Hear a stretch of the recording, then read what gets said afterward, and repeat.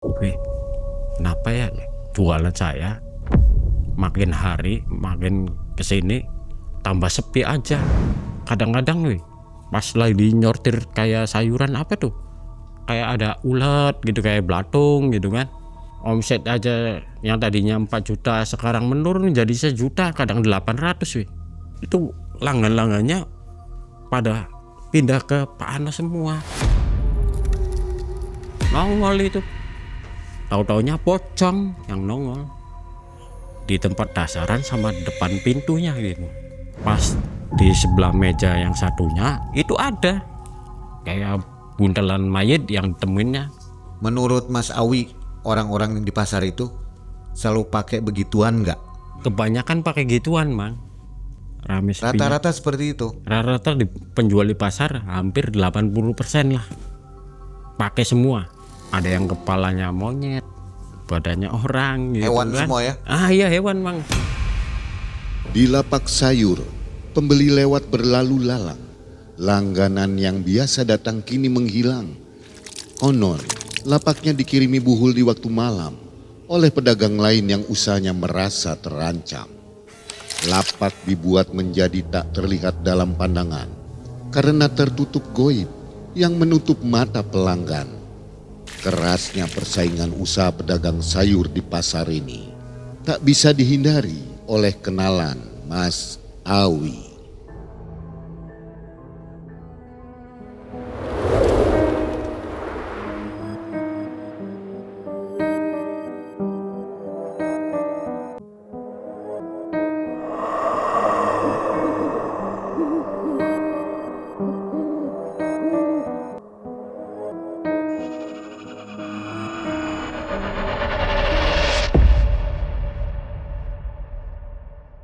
Assalamualaikum warahmatullahi wabarakatuh. Waalaikumsalam warahmatullahi wabarakatuh. Apa kabar sobat MM yang ada di rumah, yang ada di jalan juga yang baru pulang kantor ya? Kejadian di tahun 2013, Mang. 2013. Namanya Mas Awi nih. Iya. Mas Awi sehat? Alhamdulillah sehat, Mang. Nih Mas Awi waktu itu kerja bukan kerja ya, jualan ya? Kerja, Mang. Di pasar. Kerja di pasar. Heeh. Bukan jualan. Bukan. Kerja apa? Sebagai tukang sapu atau petugas kebersihan di pasar. Petugas tersebut. kebersihan. Iya. Nah, temannya ini mengalami kehancuran gangguan. ya? Iya. Yang di tempat jualannya gitu, gangguan. Dagang apa dia, Mas Awi? Jualan sayuran, Mang.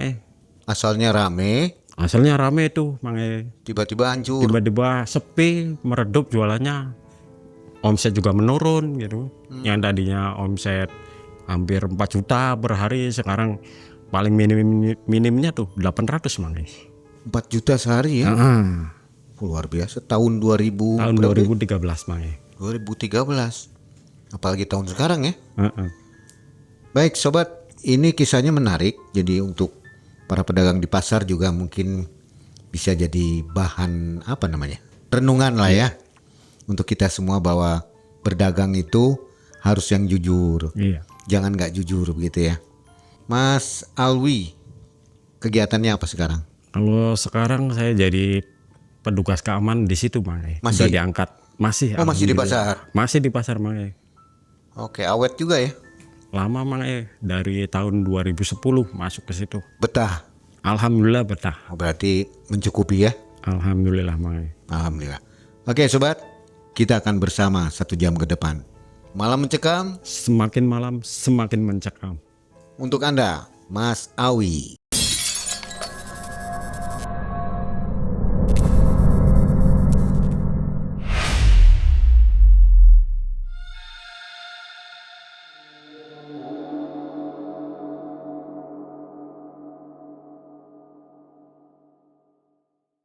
Jadi gini, awal mula kejadian di tahun 2013. Saat itu saya kerja di pasar, di perusahaan Perumda Pasar yang ada di kota Cirebon sebagai tukang sapu atau petugas kebersihan di situ.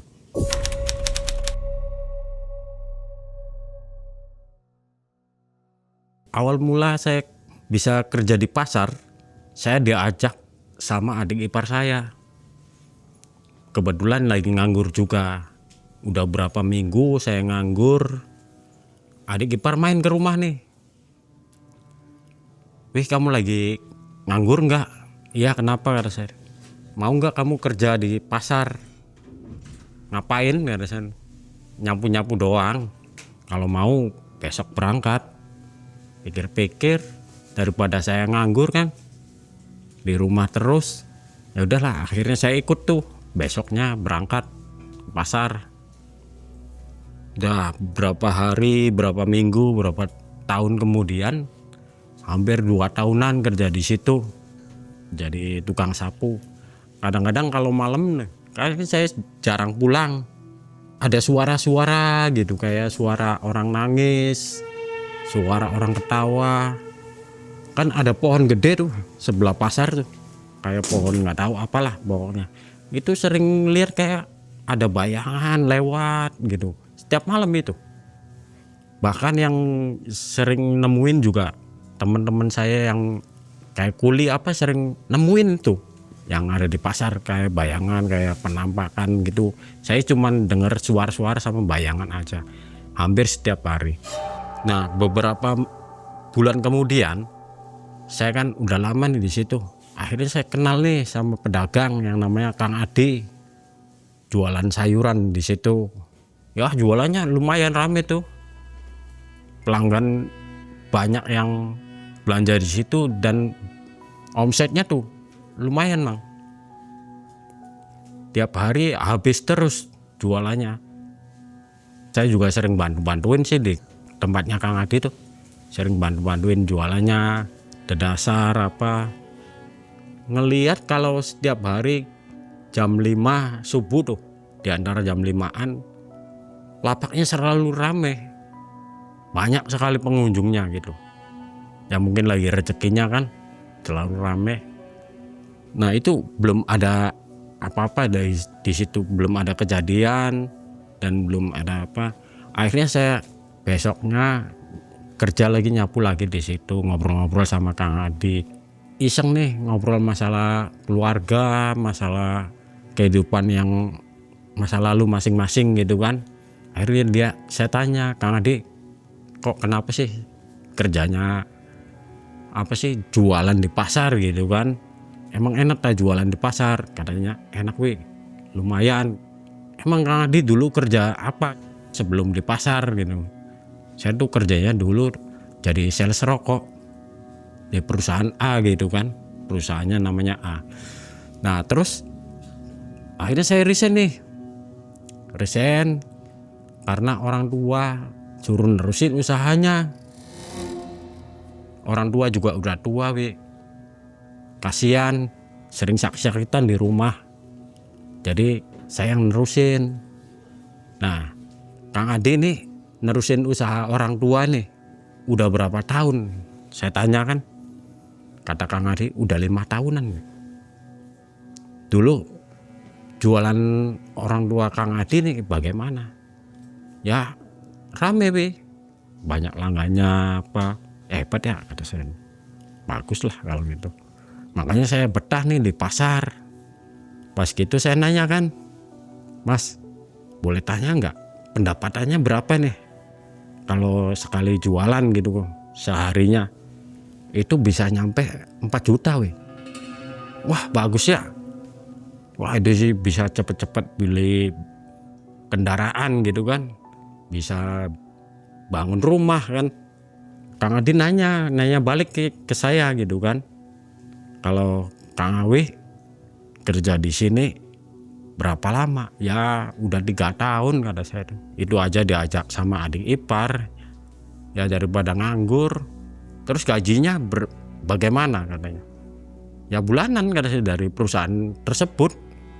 Kalau tiap hari ya tiap harinya kayak gini lah kalau nggak bantuin pedagang yang nggak dapat uang makan, Mang. Ya carinya kayak gini, bantuin pedagang. Ada yang minta bantuan saya bantuin, ngasih ya terserah, nggak ngasih juga nggak apa-apa gitu kan, seikhlasnya kan.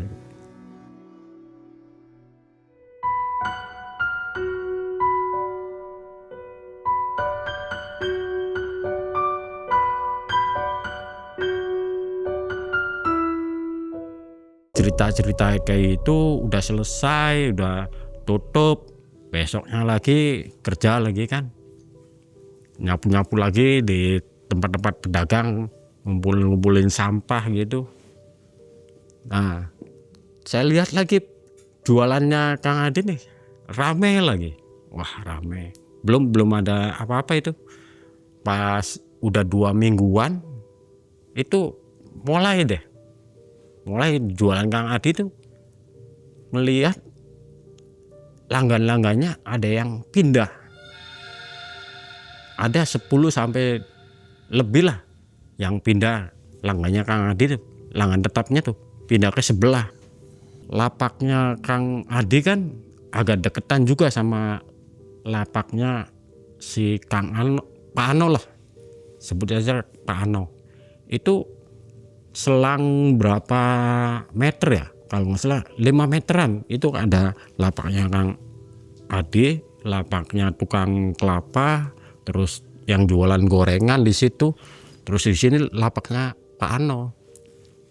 Itu langgan-langgannya pada pindah ke Pak Ano semua.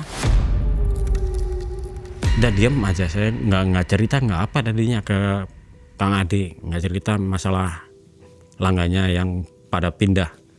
Beberapa bulan kemudian mulai itu kejanggalan tuh, lebih aneh lagi. Pas saya lagi nyapu, suatu saat itu ada langgannya Kang Adi tuh, ibu-ibu ada 3 orang kan, kalau nyamperin saya tuh lagi nyapu tuh, nyamperin nanyain, mas, ya kata saya, Bu, kenapa Bu, kalau Kang Adi jualan enggak ya? Yang kata ibu yang satunya nih, jualan, kata saya tuh. Udah 3 hari soalnya, yang kata ibu satunya lagi, udah 3 harian nggak jualan, tutup terus. Wah, nggak mungkin Bu, tiap hari jualan terus, saya sering bantuin, kata saya tuh. Enggak Mas, udah 3 hari ini, kan ngeyel tuh ibu tuh. Udah, besoknya lagi ada lagi yang kayak gitu, nanyain ke saya, kenapa Kang Adi nggak jualan, selalu tutup gitu kan. Pas gitu selang berapa hari kemudian, saya ngobrol lagi sama Kang Adi, habis beres-beres dasaran mau tutup tuh, ngobrol biasa, ngopi, dia cerita nih akhirnya, wih, kenapa ya jualan saya makin hari makin kesini tambah sepi aja, omset juga menurun, jualan juga sayuran banyak yang kebuang, yang biasa kayak tomat kayak apa biasa laku 20 kilo sehari, sekarang cuma 5 kilo, agak susah ngejualnya, banyak yang busuk. Tahu sendiri kan kamu kalau ngambilin sampah ke tempat saya, banyak yang sampah-sampah yang kebuang, sayur-sayuran. Iya Kang, kemarin tuh ada langgan saya 1 orang nanyain kalau saya jualan enggak, ngomongnya tutup terus. Nah baru tuh saya ngomong balik ke Kang Adi nih, oh iya Kang, saya tuh baru ingat kemarin tuh ada langgan Akang yang cerita ke saya, nanyain kok kenapa Kang Adi nih jualannya selalu tutup. Saya kan ngomong nih Kang ke pelanggan Akang nih, kalau Akang kan buka terus tiap hari, nggak pernah tutup, nggak pernah libur lah, hari Minggu juga buka terus kan Kang, jualan terus. Iya bener. Ya itu makanya saya juga heran di situ. Tahu sendiri, banyak yang buang, yang rugi. Omset aja yang tadinya 4 juta sekarang menurun jadi 1 juta, kadang 800. Wah susah banget sekarang tuh. Terus ngelihat juga langgan-langgan saya tuh banyak yang pindah ke sebelah. Maksudnya ke sebelah mana? Itu ke Pak Ano katanya. Ya mungkin lebih murah Kang jualannya atau harganya gitu kan. Enggak, sama aja ya. Malah lebih bagusan di saya, di sayurannya bagus terus, saya yang baru-baru terus ngambil tuh dari pasar, ngambil yang bagus, yang harganya lebih murah, barangnya bagus-bagus kayak tomat. Ini sih entah kenapa tomat baru sehari cepet busuk. Kadang-kadang wih, pas lagi nyortir kayak sayuran apa tuh, kayak ada ulat gitu, kayak belatung gitu kan.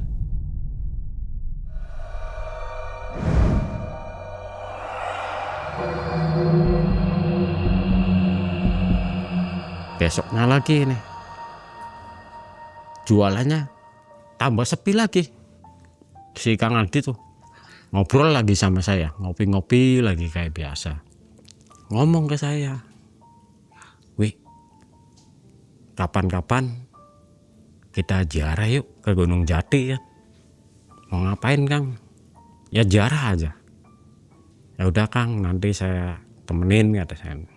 "Nanti aja Kang, hari Kamis malam Jumat, pas Jumat Kliwon lagi Kang." Bagus tuh.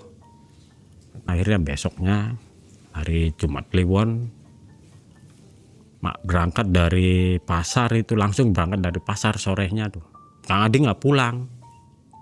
Udah janjian sih sama saya mau ke Gunung Jati, mau ke tempat ziarah itu. Udah berangkat habis maghrib, nyampe di sana habis isya ke Gunung Jati. Baca-baca doa, ikutan mandi gitu. Dia tuh pengen mandi ke 7 sumur katanya biar dapat berkah, kata Kang Adi. Kang Adi kata siapa? Kata orang-orang tetangga, ada yang ngomong kayak kalau mandi 7 sumur itu bagus katanya. Apalagi kamu lagi usaha kayak gitu, biar mungkin usahanya bisa maju lagi gitu kayak dulu. Akhirnya Kang Adi nih mandi, dianterin sama saya, dan di situ di tempat sumur pertama itu ada kuncennya. Itu ada kayak baskom itu buat naruh uang seikhlasnya gitu di pemandian tersebut.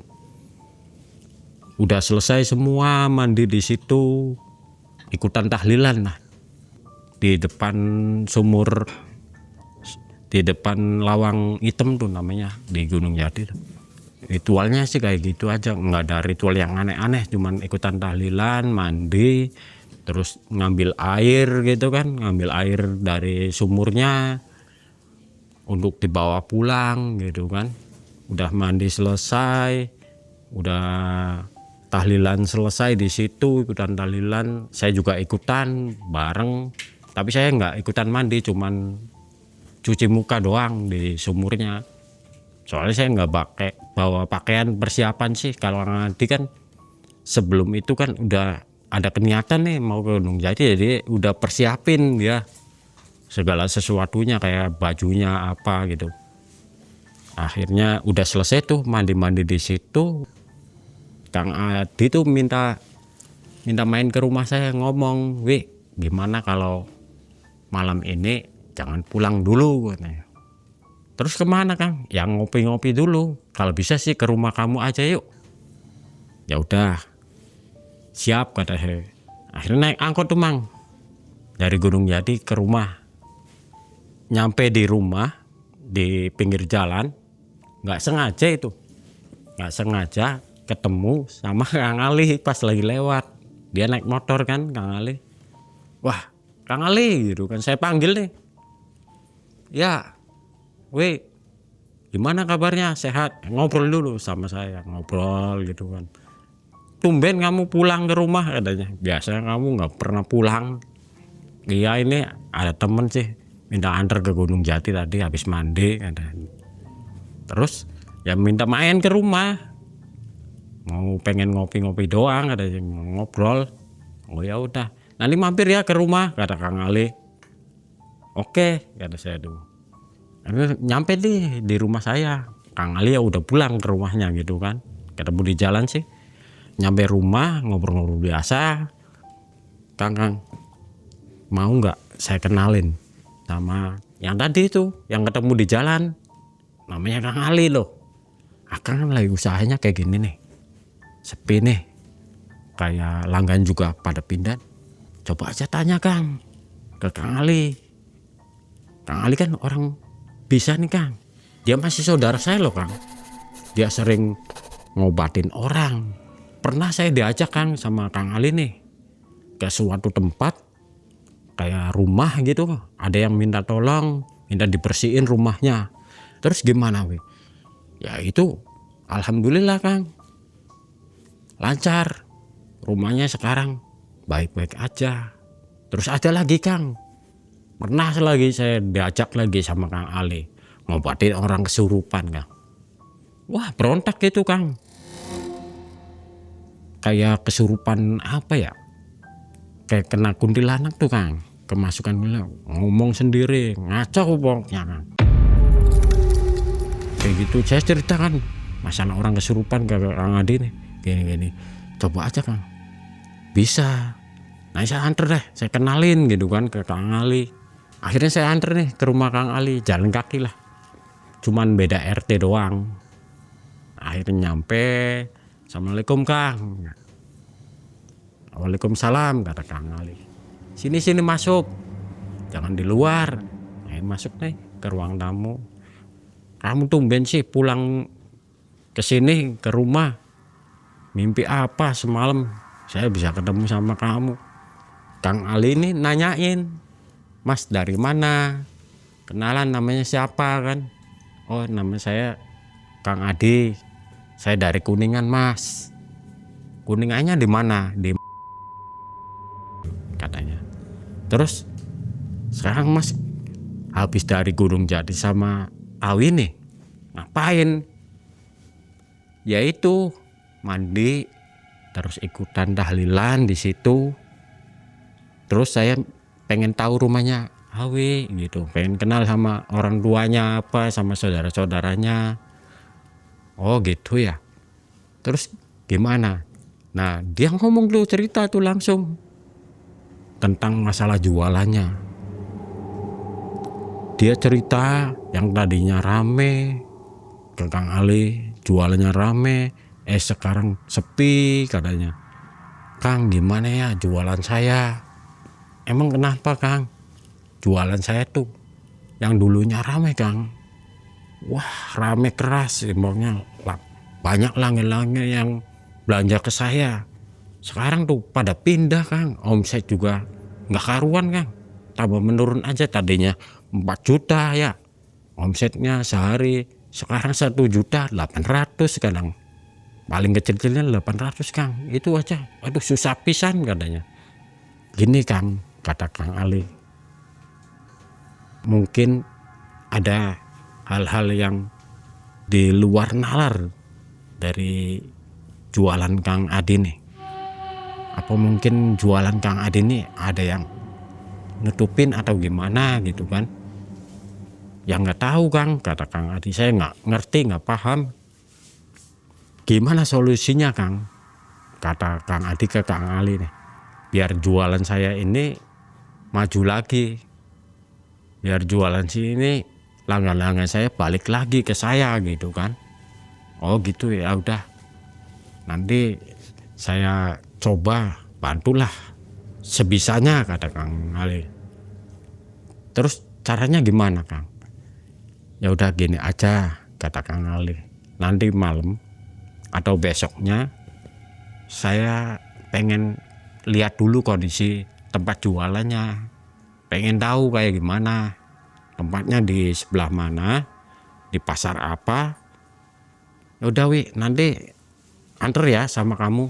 Oke.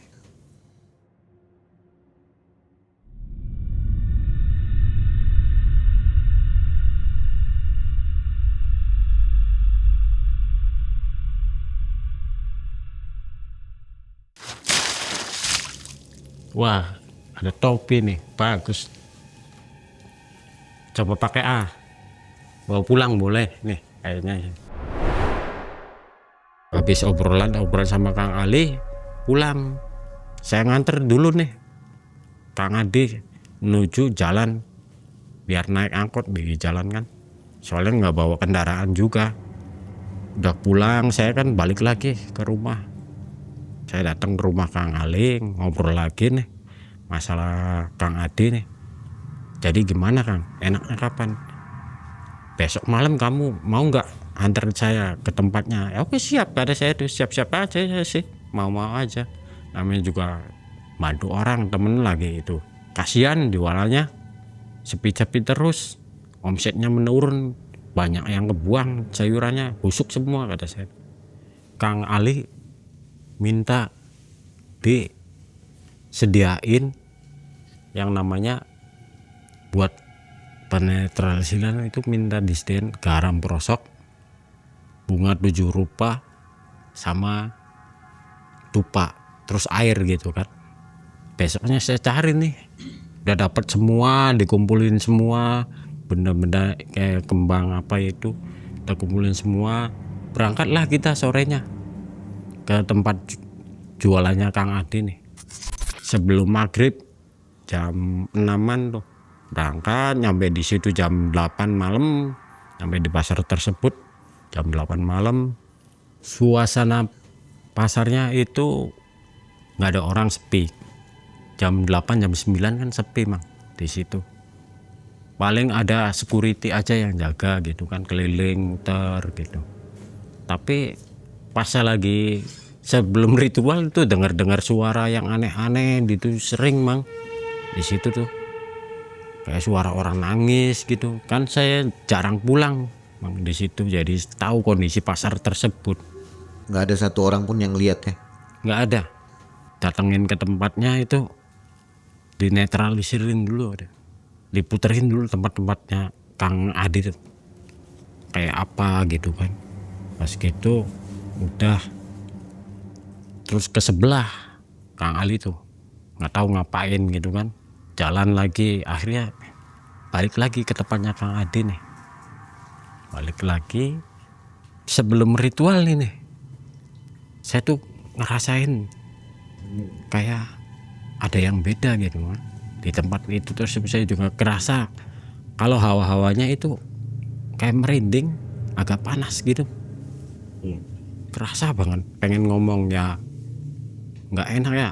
Pas gitu udah mau persiapan ritual, udah disuguhin semua di depan gitu kan. Pas mau nyalain dupa itu kerasa hawanya nggak enak, panas, kayak apa ya, hawanya, auranya beda aja. Udah nggak tahu Kang Ali pejamin mata baca-baca apa gitu kan. Pas gitu udah ritual berjalan nih, selang berapa menit kemudian itu ada suara Bang. Yang anehnya tiba-tiba ada suara, saya dengar sendiri suaranya kayak orang nangis gitu, orang ketawa gitu kan. Udah suara orang nangis, orang ketawa hilang tuh. Menit kemudian itu tiba-tiba nongol nih kayak sesosok bayangan putih. Tadinya bayangan putih, saya kira bayangan putih di situ. Saya kan kaget nih, wah apaan lagi nih, tadi suara ini kayak bayangan putih kan. Tautannya tambah jelas nih bayangan putih nih, ada 2 lagi di tempat dasaran sama depan pintunya gitu, nongol itu. Tahu-taunya pocong yang nongol. Wah mukanya serem tuh, muka hancur, terus matanya merah tuh, menyala gitu, dua-duanya sama kayak gitu.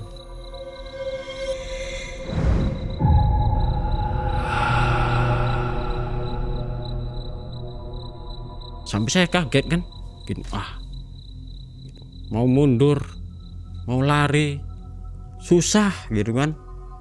Mau gimana lagi, lihat Kang Ali lagi ritual gitu, lagi jalanin ritual kan, mau lari gimana, takut juga sih, merinding di situ tuh. Berapa menit lalu pocong itu hilang, nggak tahu kemana. Tiba-tiba habis pocong nongol lagi satu lagi tuh, kayak bayangan hitam gede di situ, di pas di tengah-tengah dasaran, bayangan hitam gede, kayak ada matanya merah lagi kayak tadi yang pocong tuh. Terus ada kayak atap taringnya gede.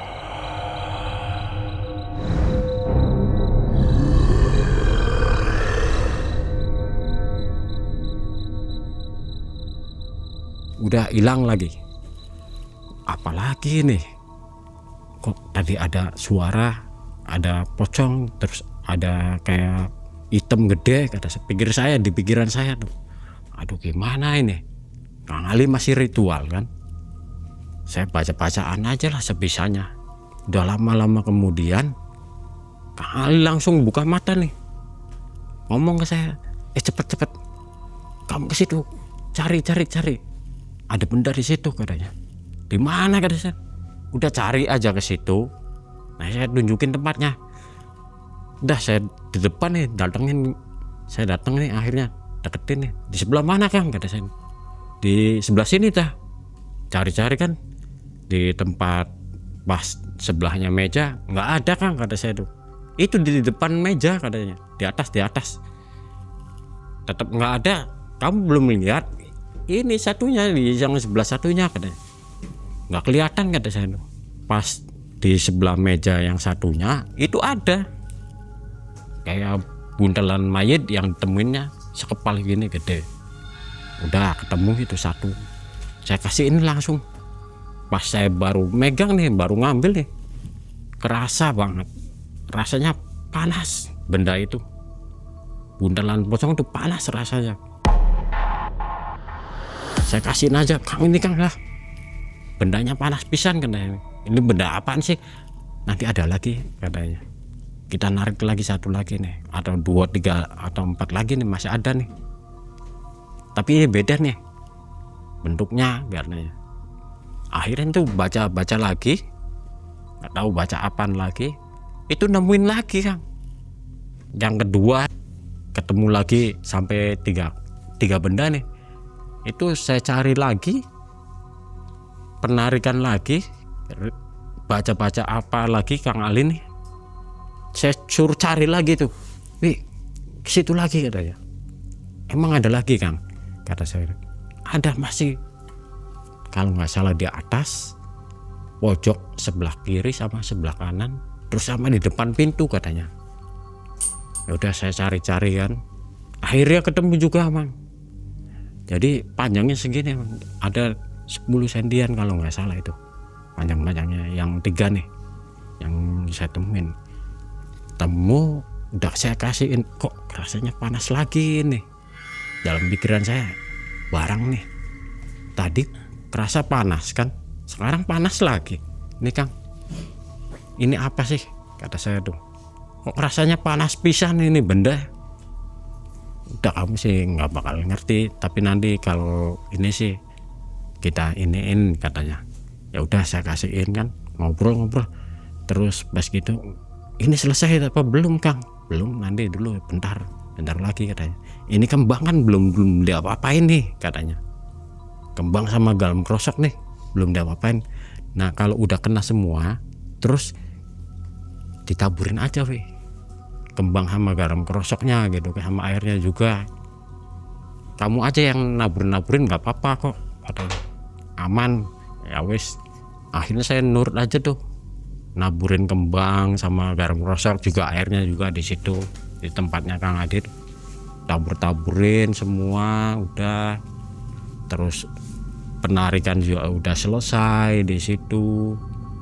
Selang berapa menit kemudian itu kayak ada suara lagi Mang, di depan tempatnya Kang Adit nih, kayak ada suara lagi, kayak ada orang ngetimpuk gitu, lemparin batu gitu.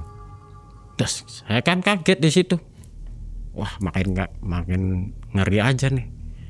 Tadi nemuin hal-hal kayak gituan, sekarang ada yang kayak ngelempar batu gitu kan. Akhirnya Kang, udah belum nih, cepetan lah pulang kata saya itu lah. Jangan malam-malam ini, tambah nggak beres ini gangguannya katanya, banyak pisan.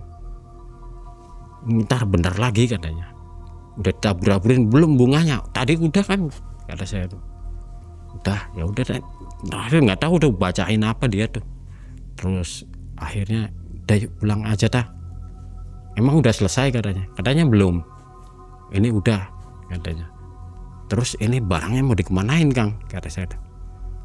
Buang aja ke laut atau ke kali tuh. yang deket. Ya wis, akhirnya nyari kali tuh pulangnya dari situ, nyari kali. Habis itu kita buka dulu kan isinya kayak apa gitu kan. Dibuka bundelan mayat tuh, talinya tuh dibuka, dibuang. Iya, isinya tanah kuburan semua di situ.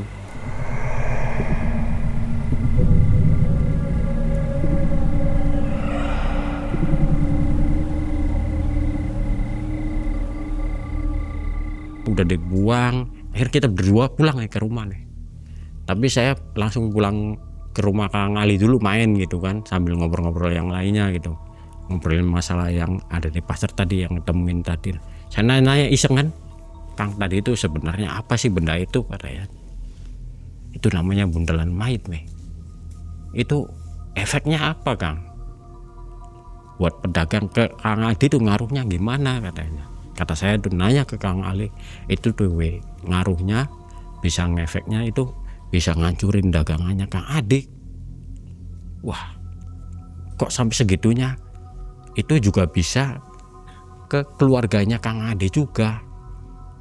Akhirnya saya ngobrol-ngobrol kayak itu, oh kayak gitu ya Kang. Udah selesai ngobrol, dia ngomong nih, nanti besok kan kamu berangkat nih kerja nih katanya. Iya Kang. Gimana sih? Nanti kamu ceritain nggak? Kamu nemuin kita semalam tuh nemuin kayak gini, terus ditampakin kayak makhluk halus kayak gitu. Terus nanti jangan lupa kamu bilang ya, saya tuh ada sesuatu soalnya yang mau netralisir lagi katanya, kata Kang Ali. Maksudnya gimana Kang? Saya pengen ke rumahnya, pengen tahu rumahnya, soalnya ada yang nggak beres juga. Tadi saya pas lagi ritual tuh, ternyata di rumahnya itu ada juga gitu, nggak tahu benda apa, tapi kita harus ke sana katanya. Tapi kamu bilang dulu aja ke Kang Adinya besok tuh. Oh ya wes Kang, ada saya. Akhirnya besok paginya saya berangkat ke pasar lagi, berangkat ke pasar, ketemu kan sama Kang Adi. Itu nyapu dulu, bebersih apa kan, udah istirahat jam 10-an. Saya datanglah ke Kang Adi tempatnya, bantuin dulu. Nah saya cerita tuh sama Kang Adi, semalam kan saya kesini nih sama Kang Ali, ritualin nih tempatnya Kang Adi, ngedireksi nih. Pas tahu-taunya pas lagi baru nyalain dupa nih Kang Adi, itu ada suara-suara. Saya dengar sendiri sampai saya merinding di situ. Suara kuntilanak, suara orang nangis gitu kan. Nah habis suara hilang Kang Adi, itu saya ngeliatin ada bayangan putih di situ, di tempatnya Kang Adi dasarnya tuh. Malah ada 2 lagi. Tahu-tahunya pocong Kang Adi, gini saya.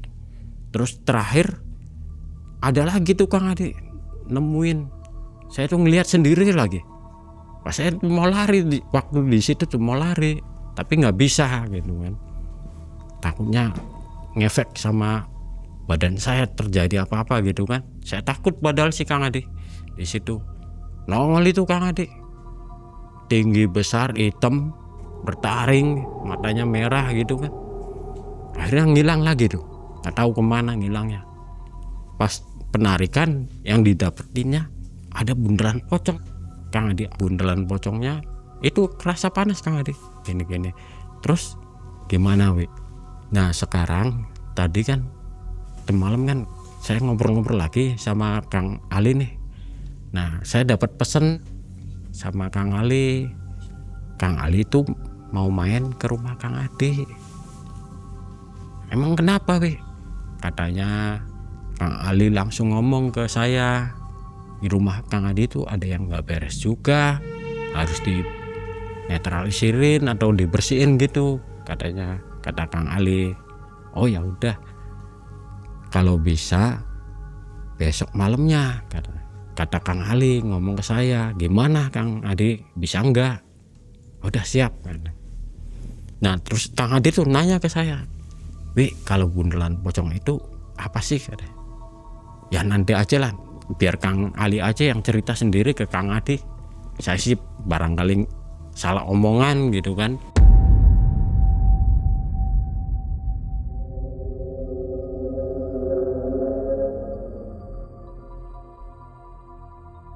Besok malamnya tuh saya sama Kang Ali ke rumah Kang Ade tuh. Habis maghrib sekitar jam 7-an Bang. Nyampe di rumah Kang Ade, ngobrol biasa. Yang jadi herannya tuh Kang Ali ngeliatin kamar yang di depan aja. Kang, ada apa? Kata saya. Ngeliatin kamar itu terus. Enggak, kamarnya tuh auranya beda kan. Beda gimana sih Kang? Pokoknya beda aja kamarnya yang di situ tuh. Coba sih pengen lihat kamarnya, kata Kang Ali ke Kang Ade. Boleh nggak buka pintunya kan? Akhirnya dibuka tuh pintu kamar tuh. Dibuka, kita masuk bertiga ke dalam kamar itu. Bersih itu kamar, nggak ada apa-apa, rapih pokoknya kamar tuh. Tapi kata Kang Ali ini auranya beda kamar nih. Ada yang nggak beres. Pas dideteksi, iya di situ. Langsung itu aja Kang Ali nggak tahu baca apa itu di depan kamar tersebut, nggak tahu ritual apa itu, saya juga nggak paham. Saya di belakangnya situ, pas gitu cepetan cari katanya. Apalagi kata saya tuh, ini nanya ke Kang Ali, kamu masuklah ke dalam kamar, ada sesuatu lagi, ambil kamu cari. Akhirnya saya masuk ke kamar, saya cari-cari, ternyata ada di bawah bantal yang saya temuin tuh. Sama bundel pocongan, kayak bundelan pocong juga, tapi agak panjang. Saya dapet nih, saya ambil, saya kasihin aja ke Kang Ali nih. Kang Ali inilah, saya nggak berani lagi lah pegang ini cuman ini yang terakhir kata saya tuh. Soalnya kerasa panas juga ini juga kata saya tuh. Akhirnya saya kasihin. Nah dipegang kan sama Kang Ali, nggak tahu diapain, dibaca-bacain apa itu si bundelan mayat itu, dibaca-bacain apa. Akhirnya Wiwi mintain wadah ke Kang Ade. Kang minta wadah sih Kang buat ini tempatnya ini kata saya. Ya ambilin wadah, ditaruh tuh sama Kang Ali di wadah tersebut. Tahu dibaca-bacain apa. Terus kata Kang Ali, mau dibuka apa enggak ini katanya. Ya udah dibuka aja. Akhirnya dibuka tuh si bundelan mayat, dibuka talinya, tahu-taunya ada tulangnya 2 di dalam bundelan mayat tuh. Udah dibuka, aromanya baunya wangi, kayak kemenyan, kayak bau kembang kayak gitu tuh.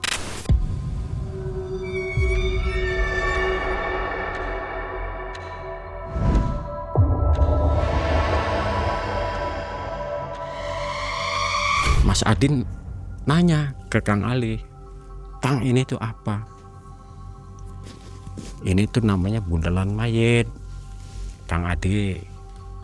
Ini semacamnya kayak santet atau teluh lah kata Kang Ali ke Kang Ade. Terus ini efeknya bahaya Kang. Pertama ke usaha Akang, kedua ke keluarga, dan sama Akangnya juga gitu kan. Efeknya bahaya pisan Kang kata Kang Ali. Pantesan deh kemarin dia anak saya tuh Kang yang gede tuh kan sering tidur di sini. Bulan-bulan lalu tidur di sini nih, nggak ada masalah apa-apa Kang kata Kang Ade. Cerita tuh sekarang anak saya tuh nggak mau tidur di situ Kang. Kenapa? Katanya sih sering mimpi ketemu sama pocong, sering ngedengerin makhluk kayak orang nangis kayak gitu Kang. Soalnya anak saya tuh cerita sendiri Kang ke saya kata Kang Ade. Oh gitu ya. Terus kemarin juga ibu saya Kang sering sakit-sakitan Kang, muntah darah apa gitu, dibawa ke rumah sakit nggak ada penyakitnya kata dokter. Akhirnya saya bawa pulang lagi kayak gitu lagi. Udah berapa hari kemudian tuh udah dicek lagi kayak gitu lagi. Kang Alin nih nanyain ke Kang Ade, Kang, kenapa sih sebabnya Akang nih bisa keserang kayak gini? Pasti ada sebabnya nih Kang, nggak mungkin kan kalau nggak ada sebabnya. Jadi si Kang Ade nih cerita nih ke Kang Ali, awal mulanya kata Kang Ade, jadi adik saya nih Kang, adik saya kan punya hubungan nih sama anaknya Pak Ano. Terus gimana? Bapak saya tuh yang tadinya jualan tuh nggak setuju kalau hubungan adik saya sama anaknya Pak Ano. Mungkin kayak gitu permasalahannya, nggak disetujuin sama bapak saya, kata Kang Ade. Jadi mungkin dia sakit hati tuh Kang Ano tuh ke keluarga saya, sampai ke saya juga kena. Oh seperti itu. Jadi paham lah, intinya sakit hati tuh si Kang Ano ke keluarga Kang Ade. Jadi gimana solusinya Kang Ali, gitu kata Kang Ade. Solusinya gampang, kita netralin dulu kan. Pas gitu udah dibersihin semua. Nah tapi kan kalau pengen akannya lebih aman lagi, kata Kang Ali, biar jualannya laris lagi, biar usahanya lancar lagi, biar keluarga nggak ada masalah apa-apa gitu, kata Kang Ali. Udah gini aja, nanti besok atau 3 hari kemudian kita ngadain syukuran aja di sini atau di rumah Kang gitu. Ya panggil aja warga-warga, anak-anak kecil gitu. Di situ kita tahlilan bersama Kang. Ini itu 3 hari kemudian ngadain tuh yang namanya tahlilan apa kayak marhabanan gitu di rumahnya Kang Adi, gede-gedean tuh. Pada datang semua. Udah selesai acara kayak gituan. Berapa minggu kemudian alhamdulillah tuh jualan lagi kan Kang Adi di pasar. Cerita ke saya, "Wewe sini," katanya. "Apa Kang?" "Alhamdulillah." "Kenapa Kang?" "Alhamdulillahnya kenapa?" kata saya. "Jualannya mendingan lagi," katanya. "Langgan-langgan udah balik lagi nih sekarang." Wah ya syukurlah kalau gitu. Udah yang penting gini aja Kang, kata saya tuh, jualan seperti biasa, lanjutin terus, kata saya tuh. "Ya Wi, alhamdulillah, tolong bilangin ya Wi, nanti ke Kang Ali saya mau ngasih tanda terima kasih atau apa gitu." "Ya insya Allah nanti saya bilangin."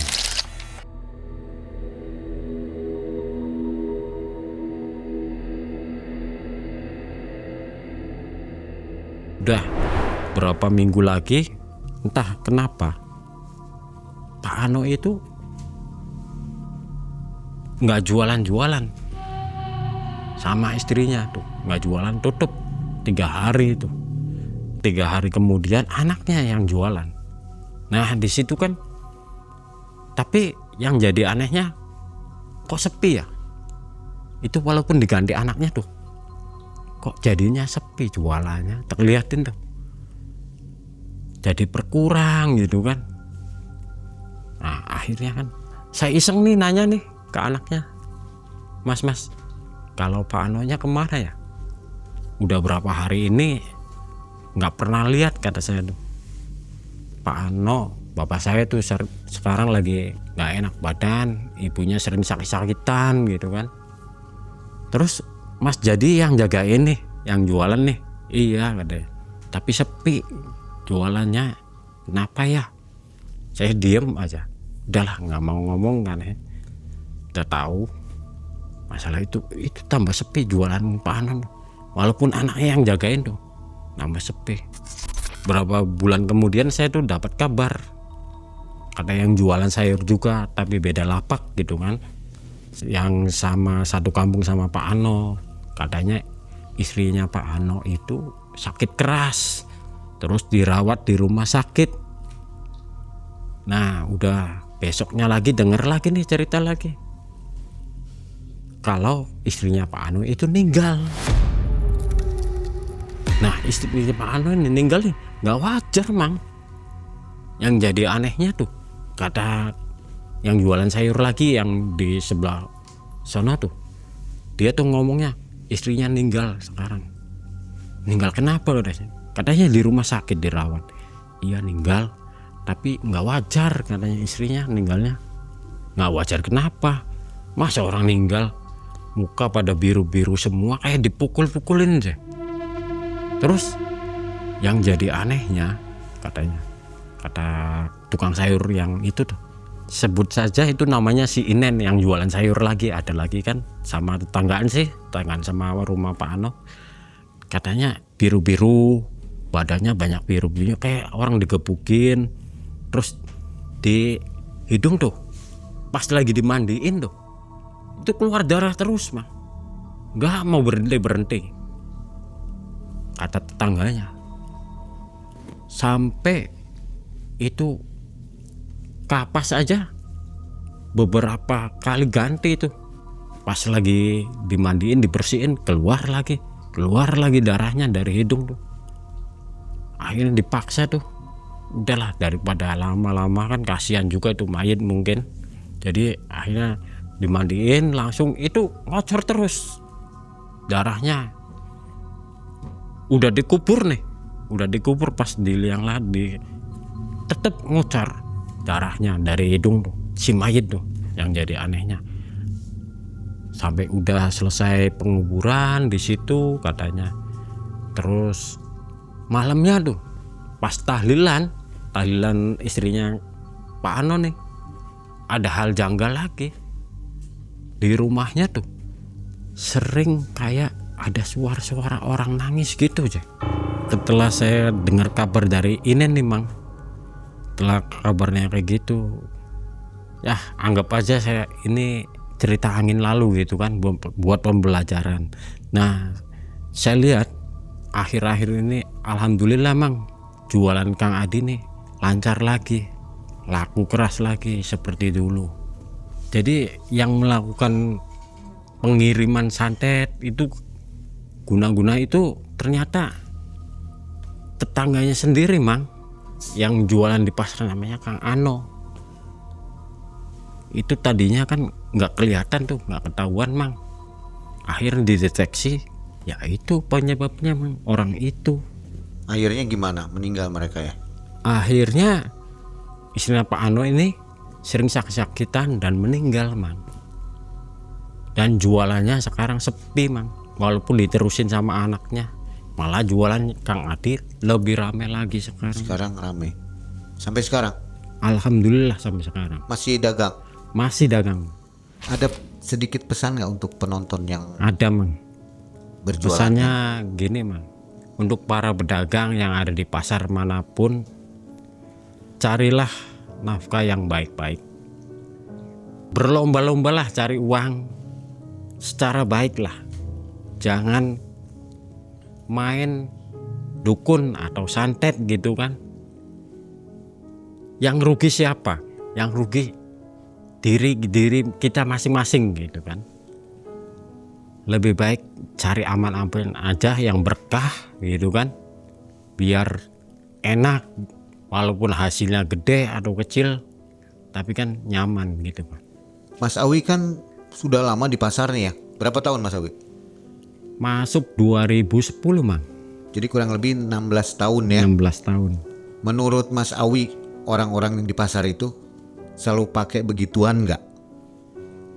Kalau di pasar nih Mang, apalagi pasar gede nih Mang, kebanyakan pakai gituan Mang. Banyak yang katanya sih ada yang kepalanya monyet, badannya orang gitu. Hewan kan. semua ya? Iya hewan Mang. Bagi yang orang yang bisa ngelihat. Kalau yang kayak kita orang awam nih nggak bisa ngelihat gitu kan. Itu yang pakai berarti laris. Wah itu laris Mang, laku udah. Kalau mereka yang nggak pakai, Kalau yang pakai ya udah sepi. ketinggalan. Ketinggalan aja. Jadi kelihatan ya. Kelihatan Mang. rame sepinya. Rata-rata seperti itu. Rata-rata di penjual di pasar hampir 80% lah. Pakai semua. Oke, nah sobat, itu pernyataan dari seorang seorang Mas Awi ya, yang sudah bekerja kurang lebih 16 tahun. Jadi ternyata di pasar itu pada pakai begituan ya. Iya. Tapi janganlah ya. Janganlah, nggak baik. Di antara debu pasar, Mas Awi menyaksikan usaha Adi runtuh. Tak ada keributan, hanya sunyi yang janggal. Ziarah membongkar kebenaran bahwa ada rezeki yang dikunci paksa di sana. Dan saat ikatan diputus, dagangan kembali ramai. Sementara gelap kembali pulang ke tangan yang pertama kali mengirimnya. Info untuk sobat semua yang belum mencet tombol gabung dan belum masuk ke member area, silakan jalan-jalan di situ untuk nonton kisah-kisah yang tidak ada di video regular ya. Karena di sana ada kisah mistis yang tidak bisa ditampilkan di sini. Oke, mudah-mudahan sobat suka dengan fitur tambahan dari Malam Cekam.